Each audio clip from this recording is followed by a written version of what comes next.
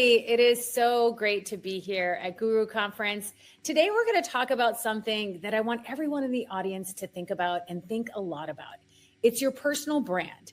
And it's about going beyond, I'm sure you guys have heard the term personal brand, to think about how you can have an unshakable reputation. Because what matters most in this world is your name and your reputation. So today I'm here to talk about a couple of things. One is what's the problem with personal branding? Because I think everybody's getting it wrong. The trust economy. We live now in the trust economy. And then I'm going to give you 5 ways that I want you to think about building your unshakable reputation. But let me start by introducing myself. Hey, everybody. My name is Maha Abulanain. I'm an American Egyptian. I'm born and raised in Minnesota. I lived here half my life, and I lived in Egypt and Dubai for the other half of my life. And I'm back here in the States. I'm a best-selling author, and I love everything to do with communications and storytelling and helping you communicate better. I have built my career in communications. I was the head of communications and public policy at Google in the Middle East, out of Dubai. I worked at General Mills, and then I've been an entrepreneur my whole life, working for clients like Coca-Cola and Netflix and Target and Gary Vaynerchuk, Gary V, who many of you know, and so much more. And the key to being a good storyteller is having the right message. And that message comes from you. You are the personal brand. You are the power. Did you guys know that personal brands not only are grabbing a lot of headlines, there's a reason for it, right? Personal branding is not just a buzzword. It's something that we all need to think about because we're living in a world where jobs are remote. You're not just competing with people in your city, you're competing with people around the US or around the world. And you have to know how to show up for yourself. You have to know how to articulate who you are, what you're good at, what's your value, and what is the credibility that can help you market yourself, market your name, and actually get you to the next level of what you want to achieve. 74% of a company's market value is directly attributed to the CEO's reputation. Think about that for a minute. We look at brands and companies that we want to invest in or we want to purchase their products based on, do they have a good reputation or not? Have you made a purchase decision based on, did you like that company based on their reputation or not? You probably have. And 84% of consumers believe that a company's reputation is influenced by the people that work there or the people that are behind the scenes. A lot of our friends and family ask us, like, who do you work for? What do you do? We are representing those companies, whether we like it or not, and we have a big say in that reputation of that company. And 74% of Americans are more likely to trust someone with a strong personal brand. Who comes to mind when you think of who has a strong personal brand? We're going to get into that today. The global market for personal branding has exploded, and there's a reason for that. But the problem with personal branding, I think, is that everybody's getting it wrong. Everybody thinks it's about being an influencer. Everyone thinks it's about your social media following. It's not. Personal brand is another term for reputation. And don't you care about your reputation? I want everybody nodding yes. Of course you care about your reputation. Your reputation is your name. It's what opens doors. It's what builds relationships. It's what gets you that promotion. It's what helps you move from being someone who people don't understand or recognize to somebody people listen to. And reputation is about 2 things, in my opinion. It's about trust and it's about influence, right? Do people trust you? Do people want to have a relationship with you? Are you consistent in how you show up in the world? Have you built a rapport with someone where they feel that you're reliable, that you're going to be consistent, that you're going to show up, and that they can trust you? And then influence. Influence isn't about number of influencers. It's about, do you have the credibility to help me make a decision or to help me listen to you because I believe you. I believe you, I trust you, and you have a good reputation. So I believe that we live in the trust economy. It's the foundation of your reputation. It determines how people perceive you and what is your ability to deliver on your promises. You know, here are some people who have strong personal brands. Whether you like them or not doesn't matter. They're people of influence, people that have to work hard to get consumer trust, or people that have to work hard to be consistent in how they show up. So let's get into it. What are the 5 ways you can build an unshakable reputation? 1, I want you to think about this clearly. We build for a world we live in, and that is the trust economy. Business today is about whether people trust you. Do we trust these people that are on the screen? Do we trust that they have the expertise and the know-how? Do we trust that they're telling us information that is the value for the audience, not as information that they're trying to sell us? And to be honest with you, consumer trust is at an all-time low. With the AI flooding the internet with synthetic content, and cancel culture can dismantle reputations overnight, consumer trust isn't what it used to be, right? We have to become more invested in it to become more than just being about followers. And it takes a long time to build a reputation. And here are some headlines that we've seen where if a company doesn't perform right, their trust is eroded. And it's about the shift of power from institutions to individuals. The power is you. You don't need to have a company to tell your story. You can tell your story. You don't need a media company to put you on air. You can be the media company, right? Trust is what will accelerate opportunities. Attention is the currency today. Reputation travels much faster than your resume. And people buy from people. People trust people. People follow people. How many of you follow companies? You follow people because you trust people. You connect with people. Stories that these people tell you create an emotional connection. And AI and job displacement is real, right? And you have a lot of ability to have that career mobility and negotiation power if you are focused on telling your origin story. You are the authority. You are the magnet. You are the one driving your reputation. Number 2, I want you to learn the power of creating value for other people. I wrote a book called The 7 Rules of Self-Reliance. And one of the rules is to learn how to create value for others. If you become valuable for other people in your life, they're going to keep you around.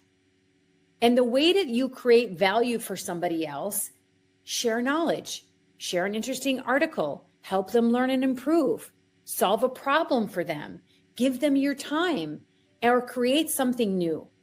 Some of the things that I've done in my career, I really learned how to create value for other people by unlocking something for them, understanding what a big problem is that they had, and then figuring out how I can unlock it for them.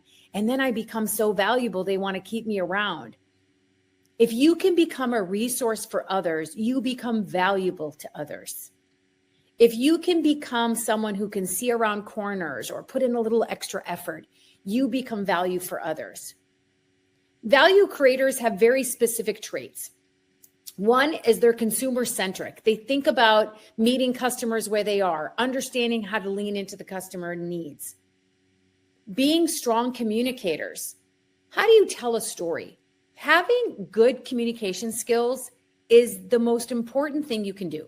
Because if you can communicate with others, you can sell them your ideas, you can have influence, you can build trust, you can build relationships, and you can build a powerful dynamic to create value for other people because you're able to sell your ideas or explain your thought processes, and that makes you valuable. The third trait of a value creator is to be resourceful and confident. I think a lot of people say to me, Maha, you're so confident. Where do you get it from? I take action. I don't sit on the sidelines, right? And I want you to think about how you can be a resourceful go-to person for others. If you're that person just always throwing in information, sharing information, nuggets, things you're seeing in the news, things that you think are important for that business, man, that's valuable. Even people on social media who curate content, who pull from other resources, I love following people like that. They're very valuable to me because they save me time by scanning the internet and pulling topics that I care about listening to or reading about. The fourth trait of someone who creates value, which I hope is you, is that you are curious. You have a keen interest in knowing more. Like curiosity is what will fuel you. The only way you're going to continue to survive in a marketplace like ours that's changing all the time, social media, AI, digital marketing, social media, email marketing, Substack, all the things that we are seeing happening in the news today that makes the market move fast. If you are curious about and learning about them, you will stay ahead. Take advantage. We've never lived in a better time to be alive. We have access to information for free all the time. So how are you feeding your curiosity to take advantage of it and to learn and motivate others? Number 3, I want you to think about making networking your superpower. Yep, relationships are the key. And I call it making deposits in other people's trust banks. If you spent your life meeting people, putting deposits in people's trust banks, imagine over the span of time how many relationships you will have. 80% of professionals consider networking vital to their career.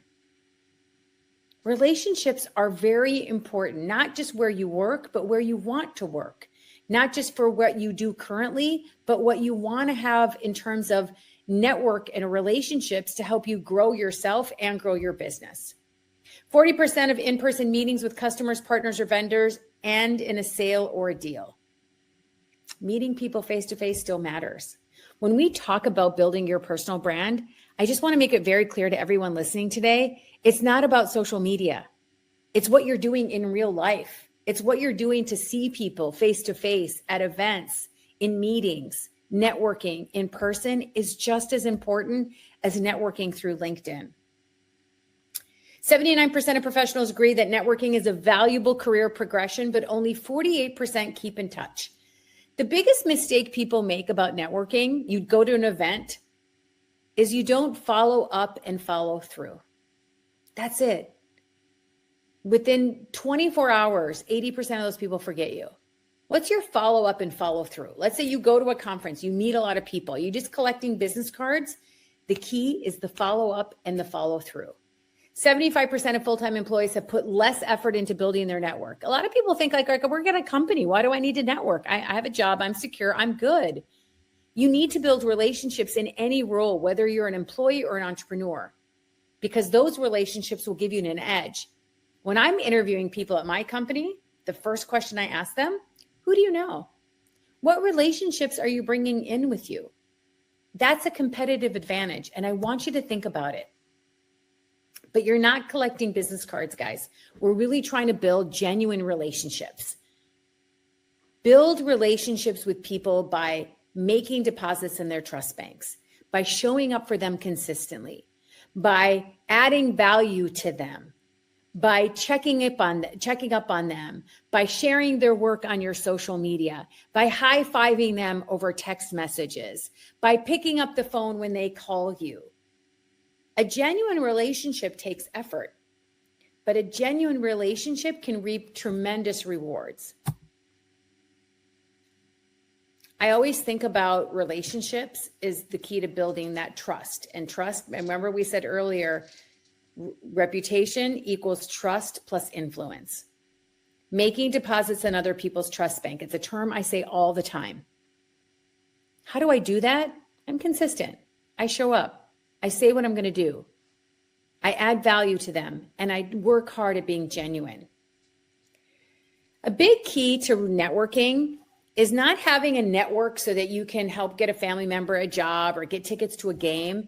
You are there to serve your network, not let your network serve you.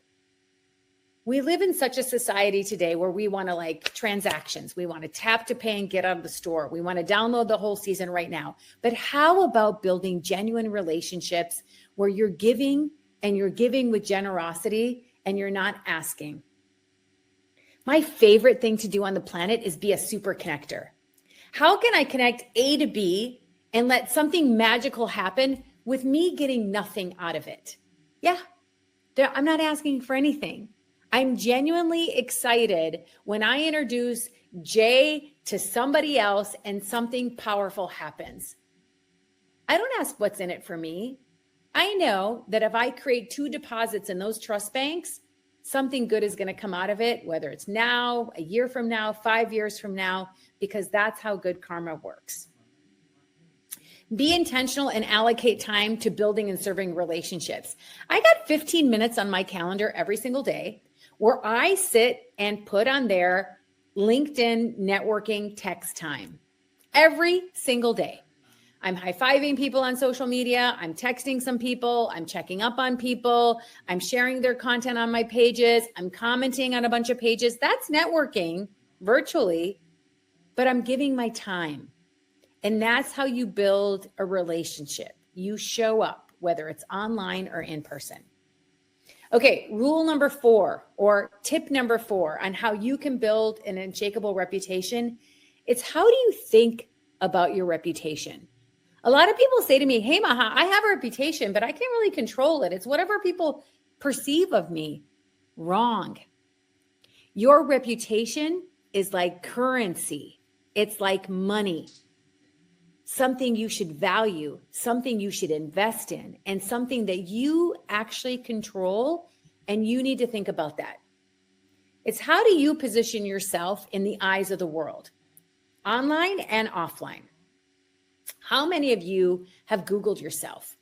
You need to Google yourself to find out what are people finding when they look you up. You know that when you go to a meeting, someone's looking you up on Instagram first. Somebody's looking you up on Google first. Or after they meet you, then they're looking at your socials. They need to find information and things that you have put there. You control your reputation. If you Google yourself, probably the first thing that comes up, because the way Google works is the highest traffic websites rise to the top. Your LinkedIn page is probably the top thing they see. What's on your LinkedIn page? Have you checked? Is your photo good? Did you use that banner, that real estate banner? Do you have multiple titles under your actual title? You can write speaker, motivational speaker, photography enthusiast. You know, you can write multiple titles. That's your reputation and you control it.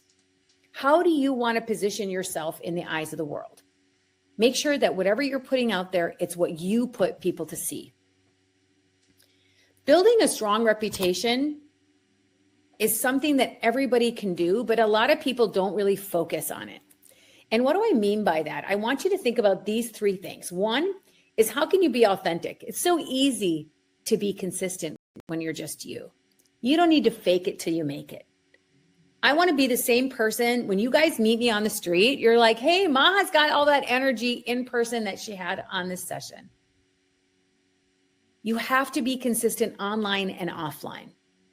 Second is you have to have that consistency. If you guys look at my socials or look at my website or look at anything that I do, I love talking about personal brands because I think reputation management is the most important thing we can own, that we can carry.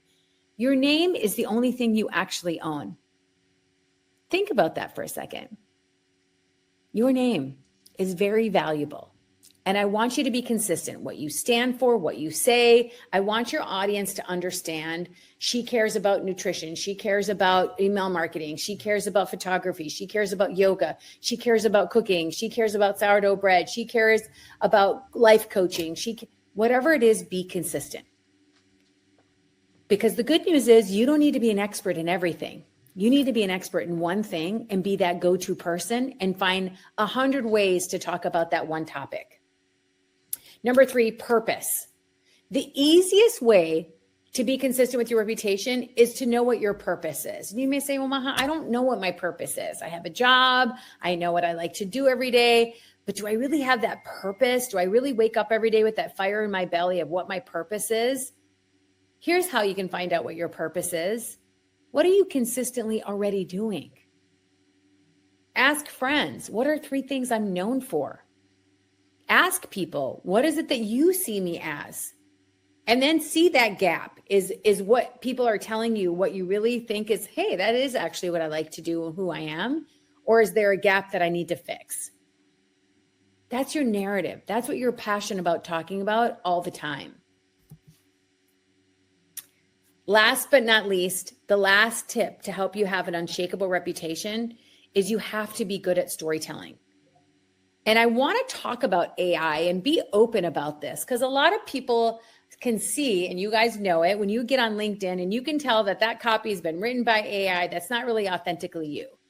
But how to use the power of AI and you to really scale your ideas, tell your stories, build your reputation, and really have it authentically come from you, from your heart, from your voice. And I think a lot about what makes a good story. The only way we're going to know is if we really think about how to get good at storytelling is what makes up a good story. First is emotional connection. You guys see this when you're scrolling through your Instagram or TikTok. What makes you stop your thumb? Was it humor? Was it something that grabbed your attention?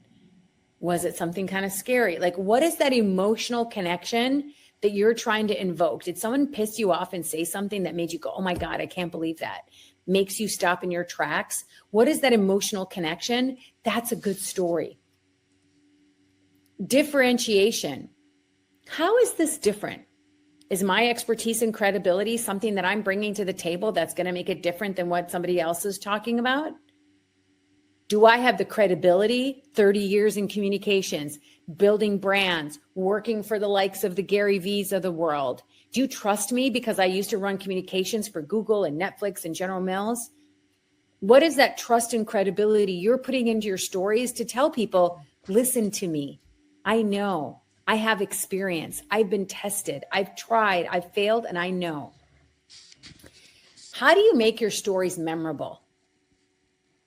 What is it about the way that you're telling your story that's going to make somebody remember the advice you gave them? Was it a startling story that made them think, oh, I can relate to that. I'm going to remember that story. I never want to get in that position again. Or do we find something that is a common problem that so many people suffer from, and now you're going to bring them the solution? Shareability. You know that little arrow send button? You know it. On Instagram or any of the other things when you want to share content to your stories or retweet or reshare something. You want to create a story that's so simple to understand that it's worth sharing. You're DMing it to your friends. You're sharing it on your own feed. We know a good story when we see one because other people shared it with other people.